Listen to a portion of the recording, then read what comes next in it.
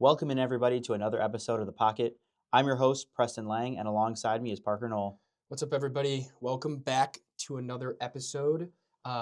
Just wanted to start this one off quickly by saying thank you. We were actually over 100 views on YouTube, and I think we had our most plays on Spotify for our last episode. Pretty exciting. So we really appreciate all the support. Continue to listen, please. Subscribe, follow us.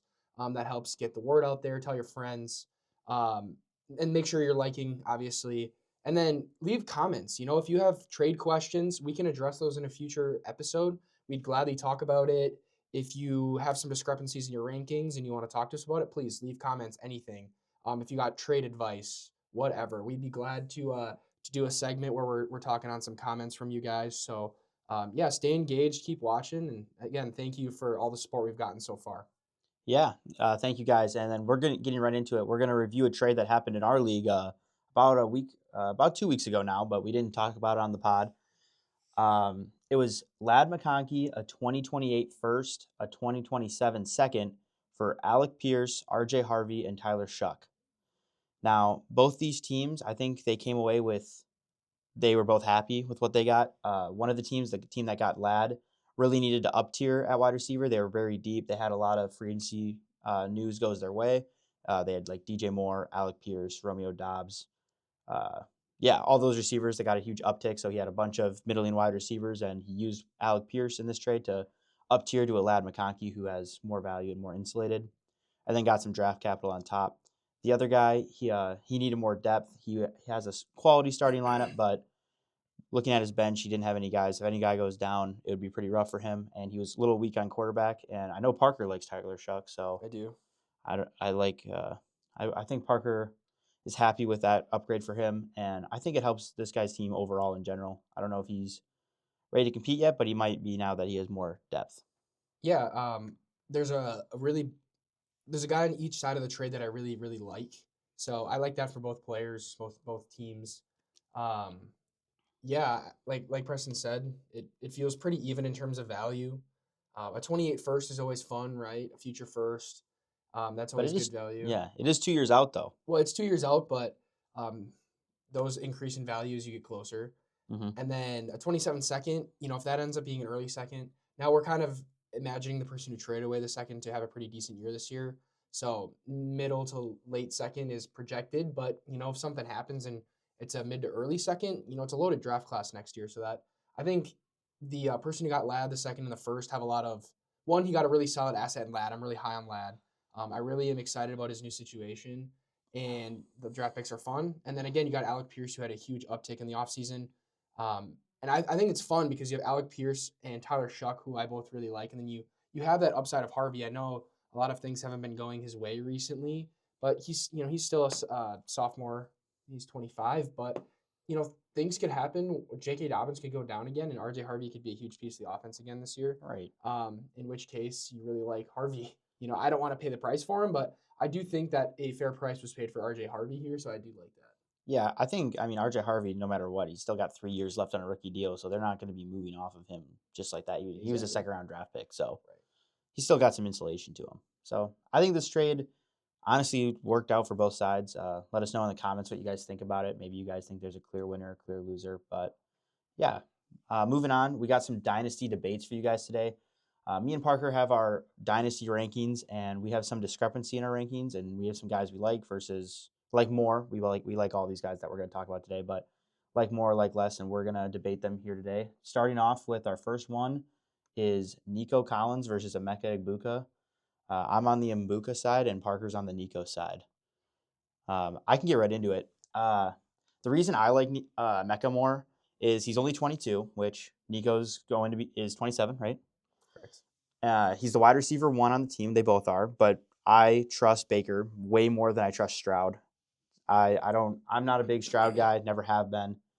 Even when he was in like his rookie year, I thought he was overrated. But now, I mean, it's huge fall from grace. So I don't know if I like that.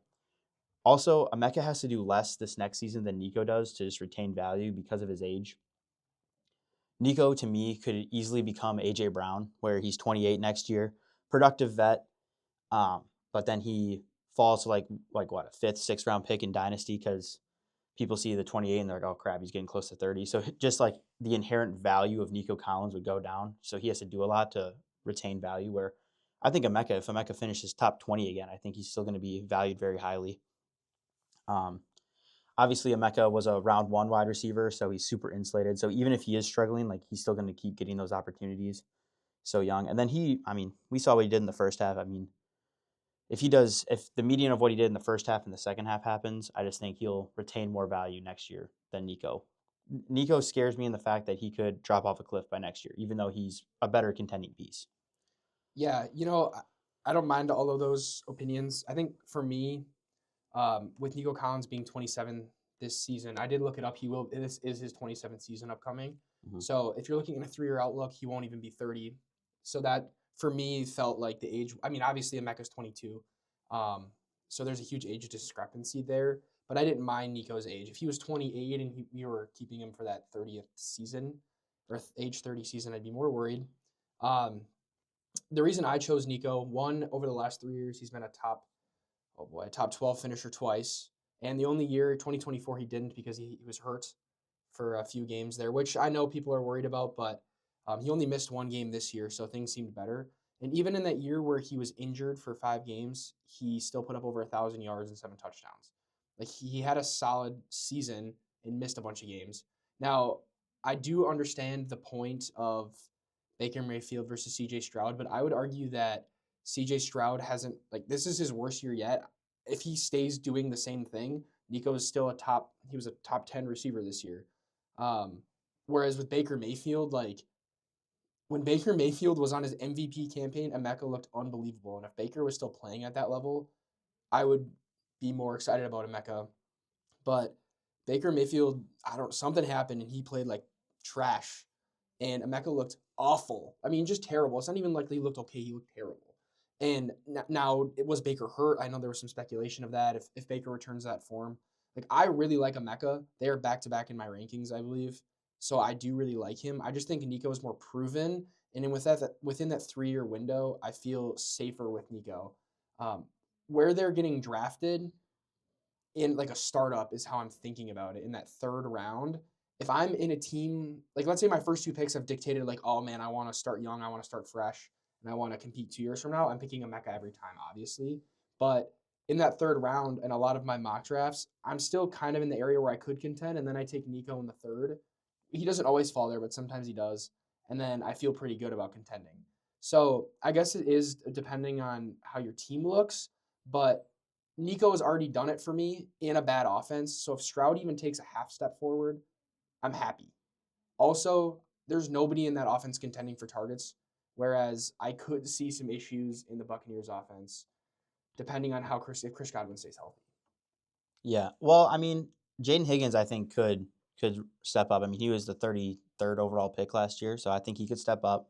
They did draft Jalen Noel, third round, but otherwise, yeah. I mean, I think you're right there. I honestly think neither one have a ton of competition in the wide receiver room. I don't think Godwin and McMillan for the Bucks are that threatening. I don't think Jaden. I think Jaden Higgins and Jalen Noel are less threatening, and Tank Dell than for Nico. My reason I would take Emeka, even in a startup, like almost no matter what, is because in a year, like you could trade Emeka for Nico probably pretty easily if you did want to like compete or someone like Nico, not saying like or Pickens or whoever you have around there. But in the coming years, if Nico turns into AJ Brown, where AJ Brown's been a top 12 guy like 5 of the last 7 years, very consistent. Not very high. Where AJ Brown's like what 2 rounds lower, anyone would trade AJ Brown for Emeka.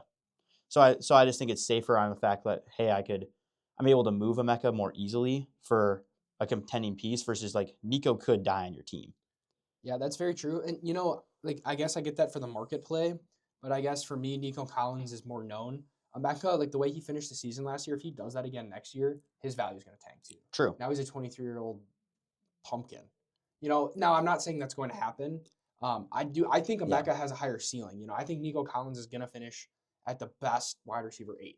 Like he just doesn't quite have the offensive firepower with CJ Stroud that I would like to see. And I think if Baker has a sick campaign, that Emeka could finish as a top 5 receiver. But if I'm trying to compete, I'm taking Nico here, and it's just a safer play. But I do understand that your investment in Emeka is not necessarily safer, but I guess it is if he has a similar season. If each player repeats their seasons, Emeka is probably drafted higher. Yeah, So it's more of a market play, and Parker could be right where Emeka plays like he did in the second half of the season, and honestly, Emeka is left for dead, and then Nico is the better play. These guys are obviously very close in our rankings. It's just a different perspective. So I think honestly, you can't go really wrong with either of them. I right. mean, late third, early fourth. I think these guys are quality picks. Um, yeah. Moving on. Unless you have more to say. No, I'm all out on Nico. All out on. Oh, you're out. With Just information. gosh, we got it, boys. I lose. No, going into it next, we got Travis Etienne versus Javonte Williams. Parker's arguing for Javonte, and I'm arguing for Etienne. Parker, you want to take this one to start, or do you want me to? I do. Okay, Yeah. yeah. You want to go? I like Javonte here. So I love both of these players. I believe they're not back to back. I think Breece Hall's in between there, but I think the age for me with Breece Hall and his pass catching was what put them in between there. But it's super close. And honestly, there were days when I put Etienne above Breece. So they're basically back to back in my rankings, and I love them both. I think the biggest selling points for Javonte for me are one, his age. And for running backs, I think that means a little bit more. Now, like again, we talked about age with Nico versus Mbuka. Like that's a big discrepancy. That was a 5-year age gap. This is only a 2-year age gap. Javonte's 25, Etienne's 27. When we're talking about running backs in a 3-year window, I don't know if Etienne turns 28 this season or if he's 27 throughout the season, but regardless, once you hit 28, 29, your running back value tanks almost guaranteed, whereas a receiver can still hold some of that. So in terms of a market play, Javonte's just going to hold value better, in my opinion. And he's just more likely to stay healthy at 25 than 27. I feel a little safer with Javonte. The other thing is situation. I do really like the Saints for Etienne. I do, but it's unknown for me because I know Javonte is going to do well on the Cowboys. He did last year. He's going to. It feels like he's going to do well. He's a higher chance of repeating. Etienne, this is an unknown for him. So who I guess for me, I just feel safer with Javonte with the age and the team. That's kind of I guess where I'm at with that. Okay. Yeah. So I actually have a different take. I think the Saints are the safer team situation because I think like money talks. The 4-year, $52 million deal that Travis Etienne got versus the 3-year, $24 million deal. Etienne is way less replaceable than Javonte just from like a money standpoint. That's very And fair. Jerry Jones, I mean, that guy, I'm never going to trust him. I mean, he ships off Micah Parsons at the Packers. Thank you. But I don't know. He doesn't like paying people. And the money speaks to me where I think that the Cowboys could bring someone in to compete with Javonte versus like the Saints are not bringing someone in. Like they just paid him. He's like the 5th highest paid running back or something like that. Yeah. Okay. I guess I'm not all that worried about competition. I guess like that's totally that makes sense. The Cowboys, I like don't hear me comparing Javonte to Zeke, but when Zeke was very clearly the worst running back on the team and Tony Pollard was much better, they were still running Zeke into the ground. So if they do a similar approach to Javonte, I'm loving that.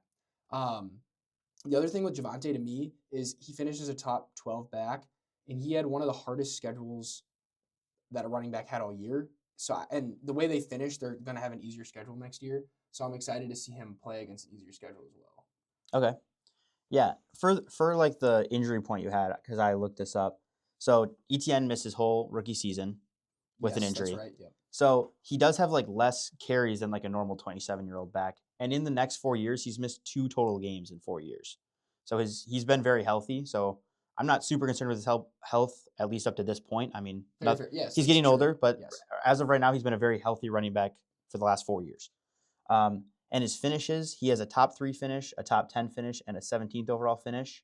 Besides last year, he was 36. So last year was rough. Right. So he's done it for a while where Javonte, they were both drafted in 2021, which is crazy because Etienne's older by 2 years, but they're same draft class. Yeah, that's right. Yeah. But as a rookie, he finished at 17, which it would be Etienne's 3rd worst finish. And then since then, this is his highest finish at 11, which Etienne finished at 10. And then before that, his highest finish was 30. So he's got 2 finishes above. He has 1 finish in the top 10, 1 finish top 20, and then nothing above 30. So Etienne, where he's only had 1 finish below 20 versus Javonte only has he has 2 above 20. Right. like again, that makes sense. But like for me, I feel like okay about that Javonte news because of the change in situation. If he was on the Broncos, like there's no Yeah, way in the world. Like there's a reason that everybody was out on Javonte last year and he was drafted in like the 10th, 11th round right. because how bad his situation was in Denver.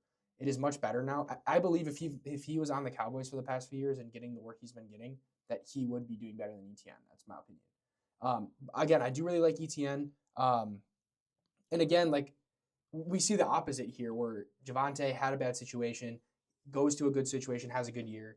ETN had a few good years, looked really good on the Jags. And I Mhm. do again love the Saints situation, but it is unknown to me. So like again, we're splitting hairs between Javonte and ETN. Yeah, I mean these guys are. I think they're literally back to back in my You rankings. can't go wrong with either. I can But confirm that, but I just feel a little safer about Javonte staying in the same situation and being a little younger. And again, I wasn't worried about ETN's injury history. mhm. But I'm again, we're splitting hairs. I'm more worried about ETN than Javonte just based on age. Yeah, I understand the age thing. I just think ETN's done it longer, more consistent, and then honestly, your thing is the age, which I get. My thing is the money. Like That's very true. I think the Yeah. money just like makes him not replaceable. So even in that 3 year window where he's getting older, like yes, ETN's gonna die on your team, where Javante might not die on your team. Like maybe you could sell him, uh, but ETN, I don't think the Saints are gonna replace him for at least 2 years. I mean, until that guaranteed money's used up, I don't think he's able to get moved. Where Javante, I mean, they're going to give him a bunch of guaranteed money this year, and then they could move him by next year. Very true. Yeah. And I just, like I said before, don't trust Jerry Jones. Don't trust Jerry Jones. That's a good point. But he might be gone by then. I mean, You never know with him. yeah, he's Uh, old. I should have taken Jerry Jones into account, man. Yeah, he's the wild card out He of it. is. He's a He's bigger done. wild card than both these running backs. Both these running Yeah. backs are safe compared to Jerry Yeah. Jones. He's done great things for the Packers in the past few years. So thank you, Yeah. Jerry. All right, moving on. We have a little quarterback duel here. We have Jackson Dart versus Caleb Williams. I am arguing in favor of Jackson Dart. Preston in favor of Caleb Williams. I will start with Jackson Dart. This one is tough again. They're back to back in my rankings again. There's a reason why we picked them. They're close. I really do like Caleb Williams, but first of all, he's a bear, and I don't like bears. Fair. Honestly, I don't want to be argued for Caleb So Williams because he's a bear. I'm much but- more likely to cheer for Jackson Dart. That is besides the point. Jackson Dart for me, I feel he's a bit safer. Actually, I shouldn't say the word safer because that's actually not what I think. I don't know why I said that. What I'm saying is he had more of the designed rushing plays, which I like. I like to see that. He's a rookie. I think he has higher upside. We saw his situation kind of go down the toilet, and he still continued to perform well. He gets Malik Neighbors back. They added Isaiah Likely, which is going to be a big target. I think he'll be great. You bring in Dable. You bring in Harbaugh. I'm excited about the new situation. I think he's going to thrive under it. I think he's pretty due to take a step forward. Caleb Williams, for me, while I do really like his fantasy outlook with his rushing ability, he still isn't passing over 4,000 yards. Like if you took away his rushing ability, I think of like Jordan Love, like who's been just throwing under 4,000 yards and some touchdowns. He does all right. His rushing was good, yes, but it's not as much designed as Jackson Dart, which I think makes Jackson Dart's rushing floor safer than Caleb Williams. I do think Caleb Williams is a better thrower of the football than Jackson Dart at this point in his career, but I am a little worried that Caleb Williams could plateau. I feel like he has all the talent in the world, and he's been playing well, but in terms of fantasy, there is a real possibility he just throws around 4,000 yards and just kind of sits there at that middling 10. I think Jackson Dart has a higher probability of elevating. Okay. Yeah, I that makes sense. I just going in through my points. I just think Williams, obviously, he was the number 1 overall pick in the NFL draft. Got a long leash. I mean, he's proven that he's not going to get replaced. Jackson Dart. Not that I'm saying Jackson Dart's going to get replaced, but if he sucks, there's always the possibility. Where Caleb Williams, he could be bad next year and you'll still be the next starter. Not saying that Dart won't, but then I think he's just surrounded by more talent on the Bears. I mean, Rome Odunze, Luther Burden, Colson Loveland. That O-line's really good. I know Drew Dalman retired, but the O-line's very good. And then like Ben Johnson being there versus Dart, he's got like Neighbors and Scat. Maybe they take someone at 5, maybe they don't. We don't know. They just lost Wandale. Isaiah Likely, I guess, is a weapon, but I just like the weapons there for him to succeed. And like his rushing, like he does have the rushing floor. I mean, he rushed for I think it was 383 yards and 3 touchdowns. Like that gives you that safe that elevates his floor. And if he ever does throw for like 4,500 yards, Oh, he 100%. he's Yes. gonna be he's gonna be a QB. He's gonna be a top 5 quarterback again, like he was this year, but even better. Like he'd probably be a top 3 guy. And I can see that happening with the weapons. I can see him elevating to like a 4,500 yard passer where I don't think Dart in my mind ever even becomes like a 4,000 yard passer.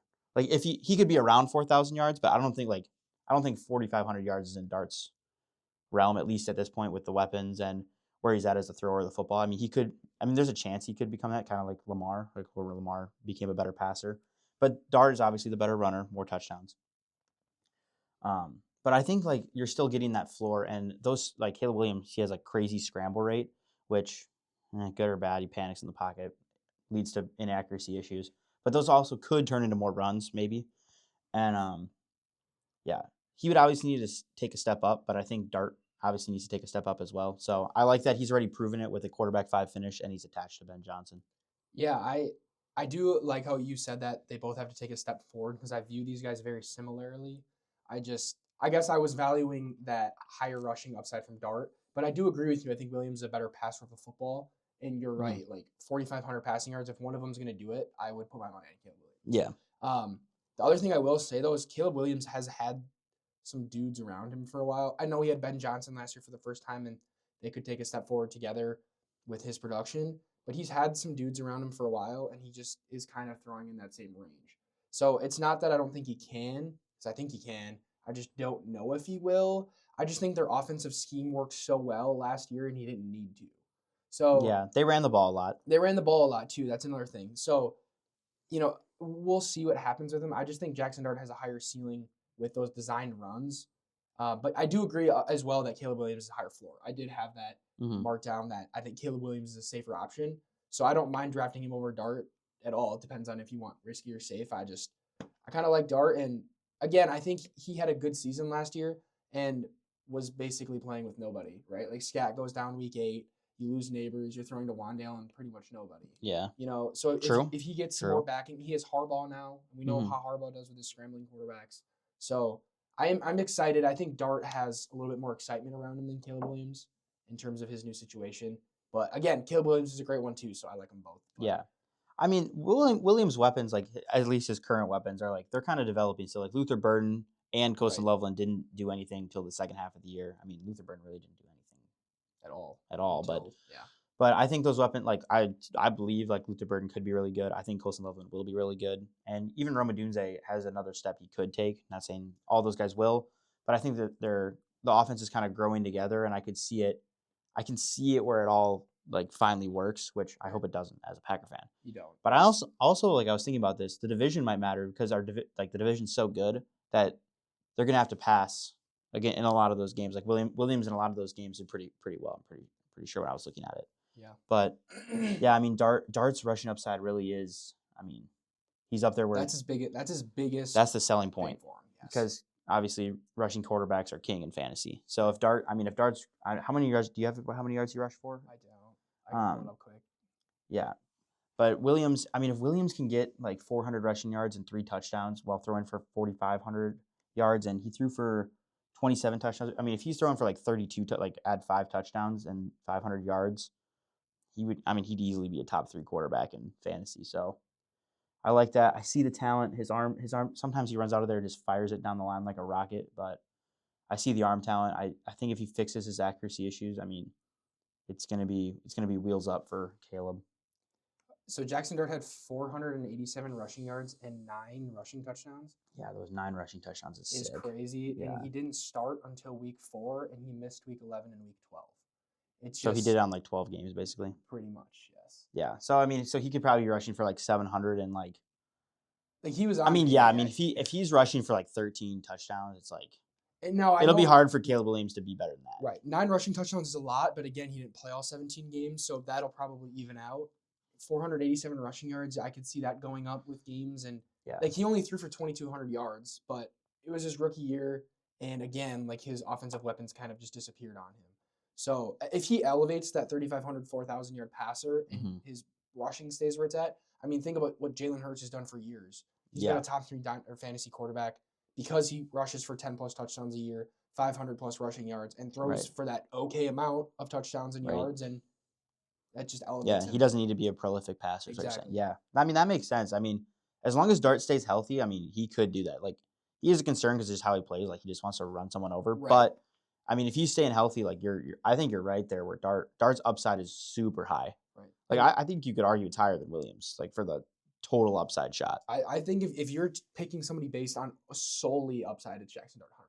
Yeah, I could do see also that. like Harbaugh in there because he's dealt with Lamar for years. He Mhm. knows that rushing quarterback and how to protect him. Yeah, I do Lamar think doesn't take hits. Exactly. I think he's Yeah. going to help Jackson like protect himself a bit because obviously as the Yeah, quarterback, as like a young, hopefully. yeah. Yeah. So Honestly, I think Dart might need to get his bell rung once or twice, and then be like, okay, I'll slide now, coach. maybe, yeah, like not like Tua though because Yeah, that no. bell Oh, I'm ring. not asking for a concussion. I'm not. Right. I'm not even asking. I'm No, not one asking of for those an welcome to injury. the NFL. Yeah, Like, yeah, yeah. Because he's given a couple players welcome to the NFL where he trucks them because Yeah. they think he's gonna slide, and then he hits he them. just smokes him. Yeah, nah, he's sick. But no, they're both fun. I have Caleb Williams at like 6 and Dart at 8, so they're very close. I got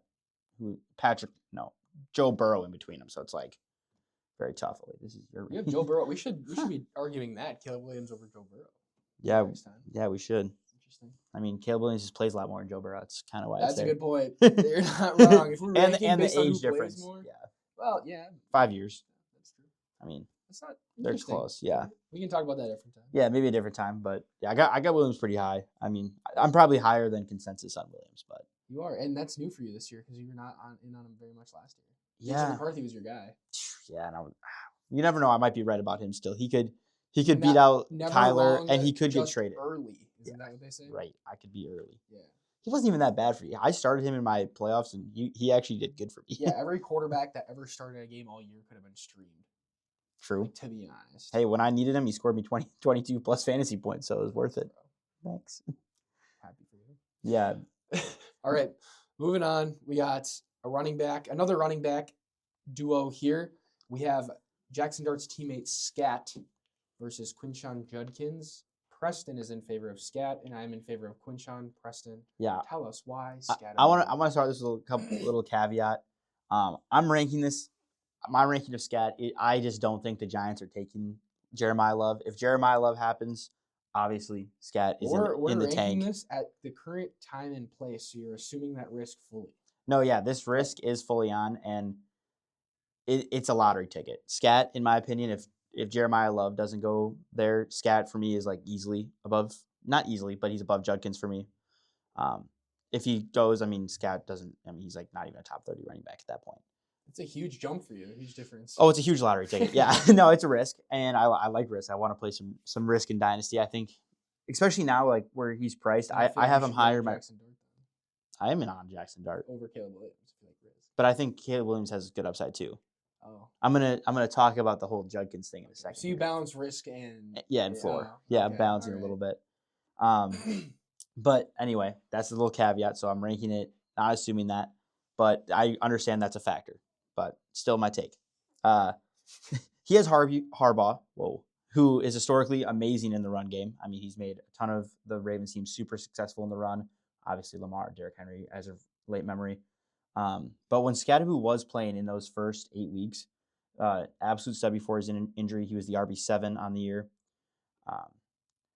I love Judkins as like a talent, but I also like love Scat as a talent. I know Judkins has the draft capital, but I don't view them as like, oh, Judkins is just a way superior talent. Scat can't even hold him on that. And one has Harbaugh, and then one is on the Browns. Like the Browns are just so annoying to me. Like I wish Judkins was on any other team. Like I just don't like the Giants. Yes, not very good, but at least they have like a direction, and I can see the path with Dart like being good, Harbaugh being good. The Browns, it's like Dylan Gabriel's not showing up. Deshaun Watson, nobody likes that guy. Sanders needs perfect timing to do anything. I mean, they just lost Kevin Stefanski. They lost their whole line in free agency. So I just like I'm concerned like they have like just don't have pieces for Judkins, and it could just be a while for Judkins to get there. And I think Scat has way more receiving upside. In the 7 games he played, he had 207 yards and 2 touchdowns in 7 games, and Judkins had 171 yards and 0 touchdowns in 14 games.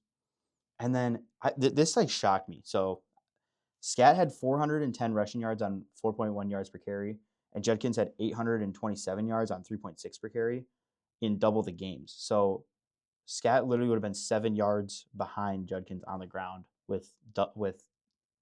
I mean, he had more receiving yards in half the games too. So Scat would have double the receiving work and only being 7 yards behind, which I thought Judkins was a little better on the ground than that.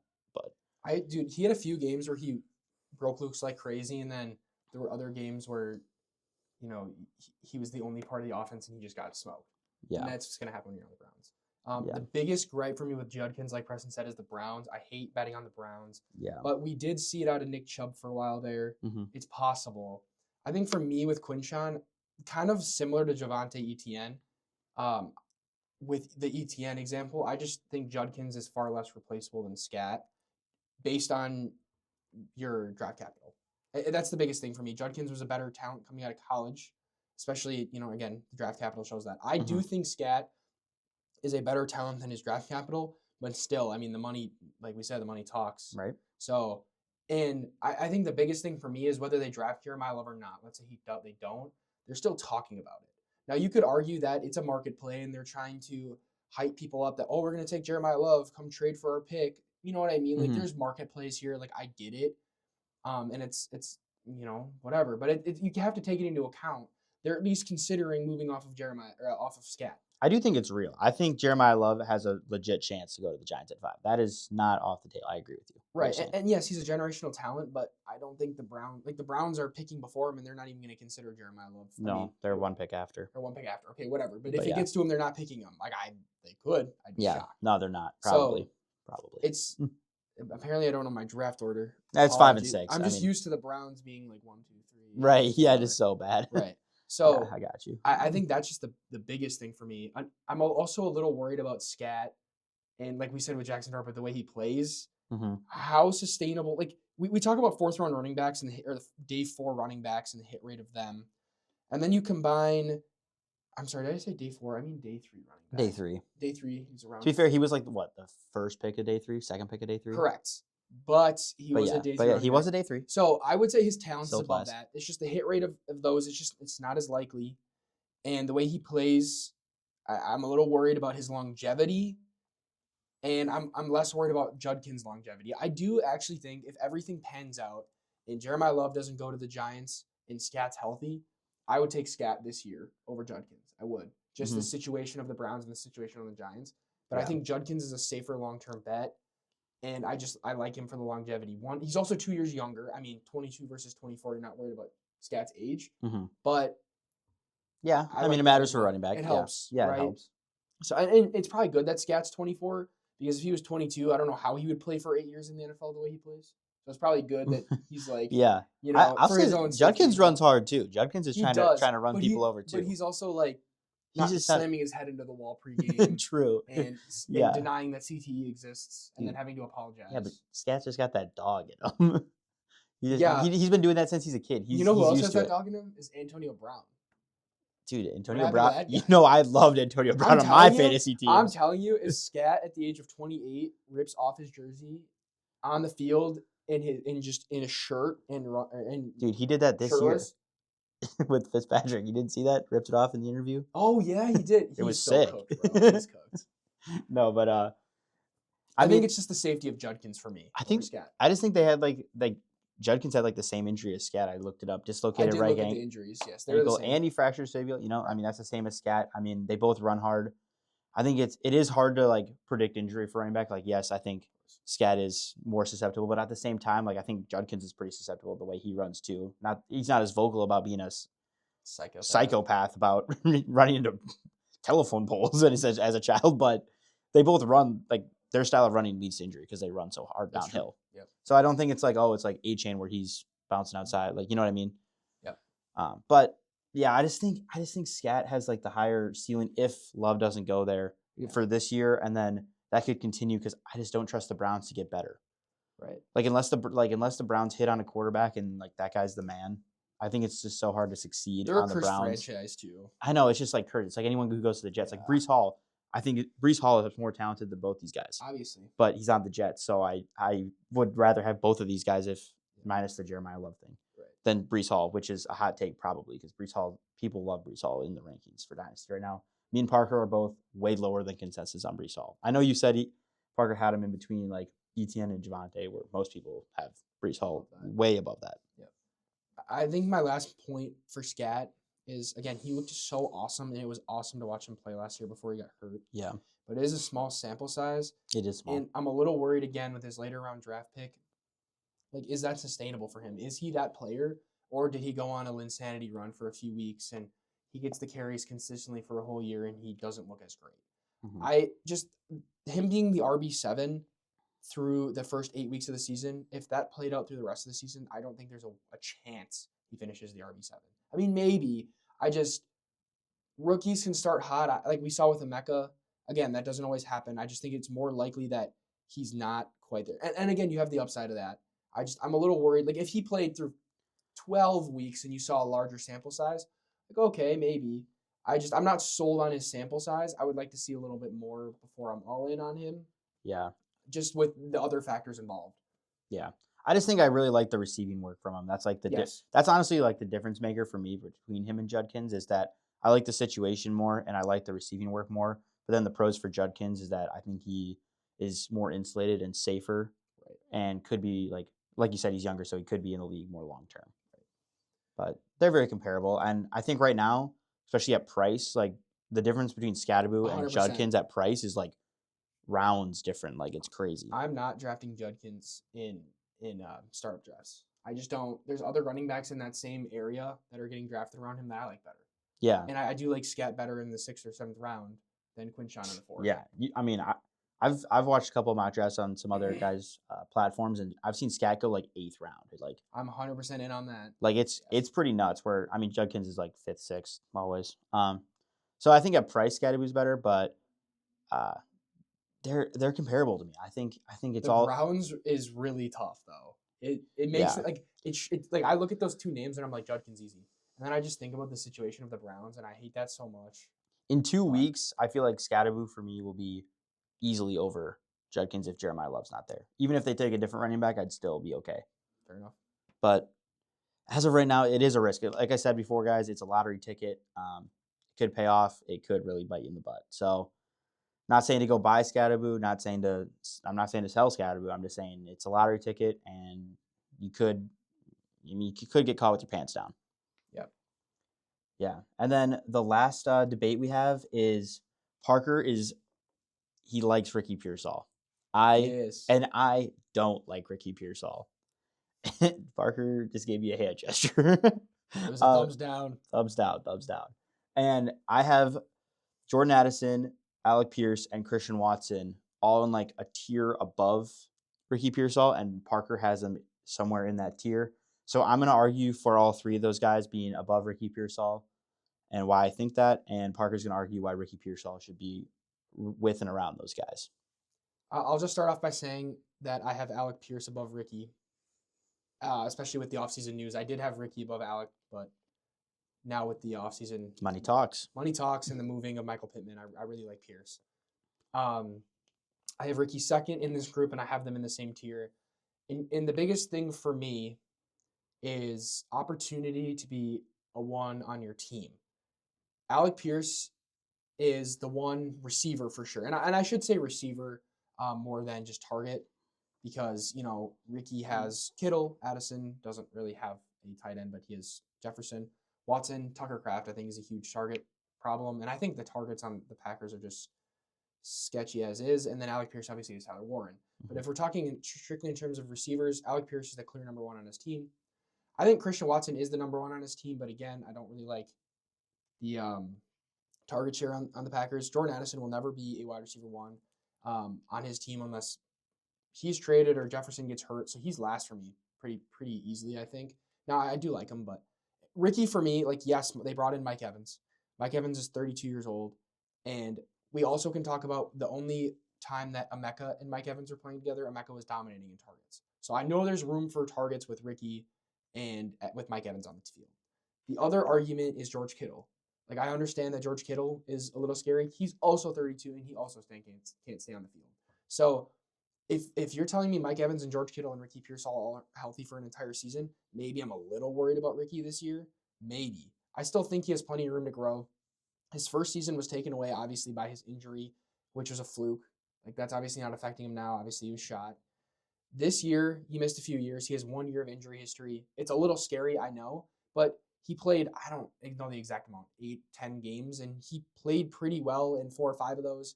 He demanded targets. I think he had 8 targets on a game, 9 targets on a game. I'm kind of spewing because I looked at it earlier and it's not exact. Preston can pull it up. He had 528 yards and no touchdowns this year in 9 games. So he's due for positive regression. So I will say he's not a huge touchdown guy, and I get that. But in terms of offenses, I do like the 49ers offense a lot. I like Brock Purdy a lot. You also had to deal with Brock Purdy injury throughout the year. You were getting Mac Jones, and Mac Jones was solid. Good. But when Mac Jones kind of kicked it in, Ricky was hurt. So this offense and never he loved Kendrick Bourne. And I had Kendrick Bourne, and I played him for one of those. He loved Kendrick. It was awesome. But if you give me a healthy Brock Purdy and a healthy Ricky Pearsall, I think he has a clear shot to be the one on his team. And again, I'm not worried about Mike Evans. Christian Watson, I love the guy, but his target share is always inconsistent. I know Tucker Kraft is going to take targets because he's good. And I don't trust Packers pass catchers anymore. I don't know. I've been trying for too long, and they just leave a sour taste in my mouth. I think Christian Watson is a better wide receiver than Ricky Pearsall. I'm just worried about the offense. Again, Jordan Addison will never be a one on his team, so I worry about the consistency there.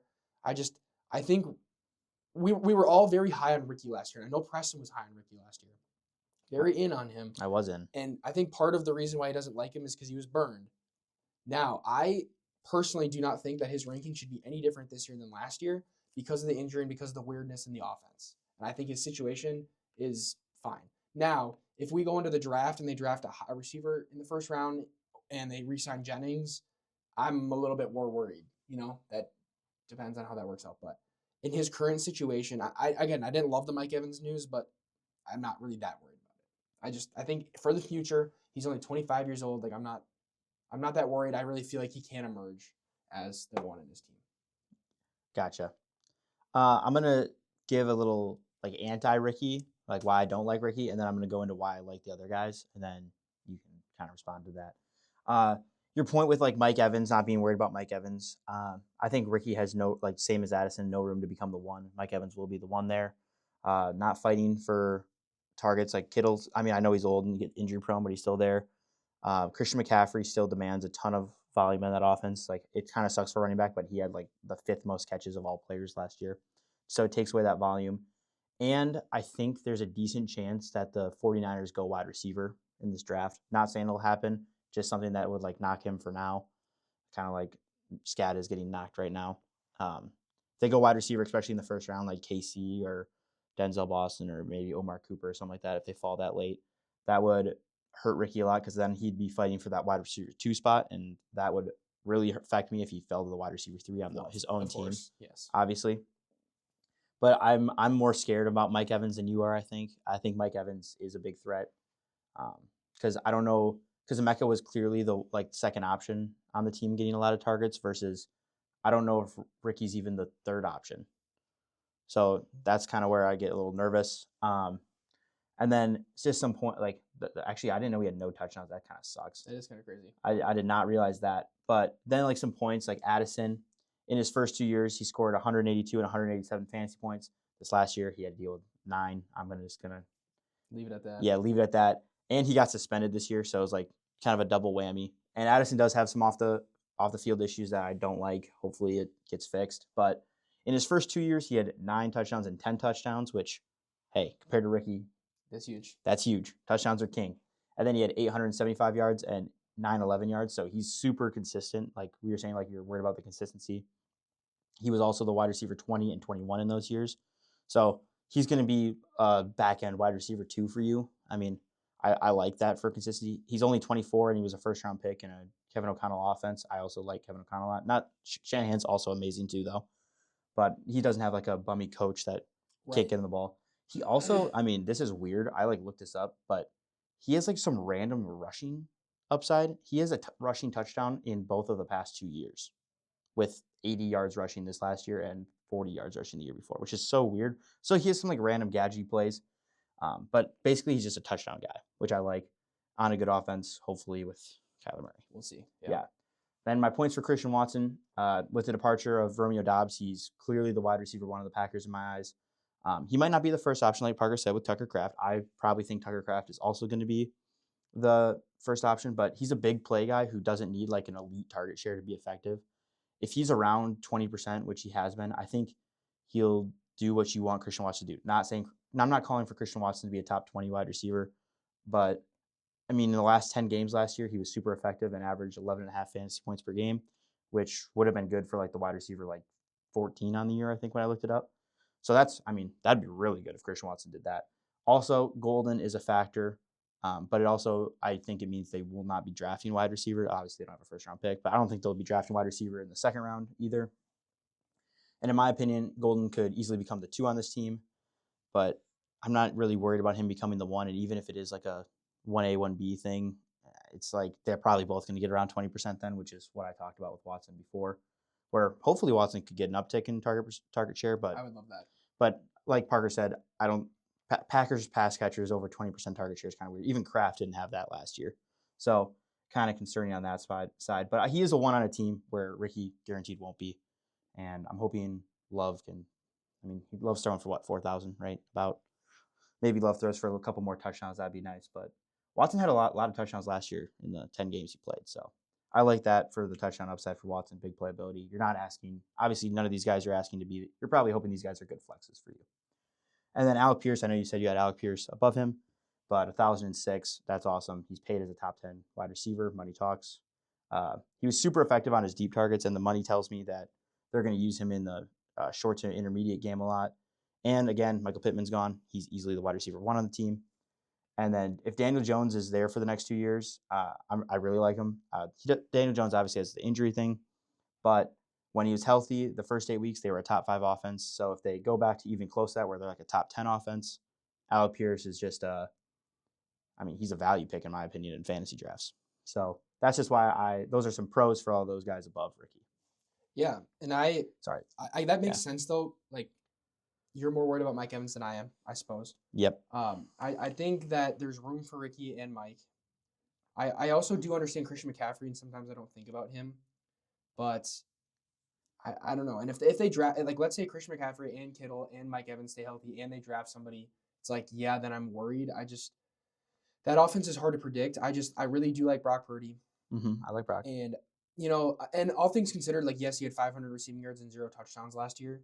I'm almost giving that a healthy scratch. Like, and this is just how I'm thinking about it. And maybe I should consider last season more, but he looked good in the few games that he played, and he had a few games that he didn't look great, but he had inconsistent quarterbacks with injuries, and he was out. Whatever. I'm okay giving it one more year and seeing how it plays out, but I'm trying to give him that similar value as last year. I do believe Alec Pierce, underrated. I really do like his outlook.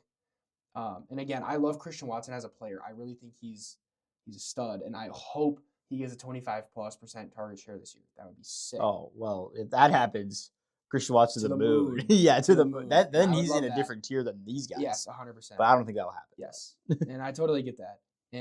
But again, I'm a little biased against Packers pass catchers just with their consistency. Now, if you're telling me Watson's going to be healthy all year, guaranteed, that bumps him up a little, and I'm trying not to account for that. He's just a little bit of the inconsistency. He was my my start of the week a few times. Last year he was going off. He was going off. Yeah. And again, Jordan Addison, we'll go back to him. I do think that he is a solid wide receiver too, but he doesn't have the upside of the other 3 for me. Now, you could say Ricky doesn't have the upside maybe this year, sure. I could see his upside being stifled this year, and then, yeah, his ranking will fall for me. But I think he has a path to 1 where Addison doesn't. Mike Evans is 32 years old, man. I don't know. I feel like he and Kittle are going to butt heads more than he and Ricky. That's just my feeling. Yeah.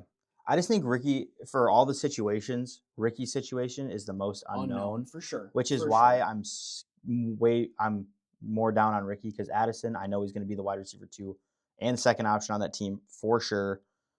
His ceiling is probably like wide receiver 20, but his floor, I mean, as long as Kyler's good and he's done, like, his floor is like wide receiver like 35. So like very like good window. I think Watson has a high ceiling, but also a lower floor than Addison. Same with honestly, same with Alec Pierce. Alec Pierce and Watson are like fairly similar, where they're like deep threats. Who last year I saw both of them. Like we watched every Packer game. I saw Watson develop more into a route runner, and Alec Pierce I think can be better than Watson in like in the intermediate game where they showed me they're more than just deep threats. But Ricky, like if he, I mean, I'm hoping honestly for your sake, and I mean for Ricky's sake, I hope he's a top two, top three option on that team. But if he's like the fourth guy behind McCaffrey, I'm Evans, so and out. Kittle, 100%. it would be tough. Like where the other guys like at worst they're the second option on their team. Addison, Watson, and Alec Pierce with Warren, they're like at worst the second option. Yeah. All right, fellas. That concludes our episode of Dynasty Debates. We hope you guys enjoyed. Please also comment your opinions. Maybe you feel strongly of one of these players or the other, or you don't really care. Let us know that too, honestly. We like to know what you guys think. Yeah, we appreciate all the love and support, guys.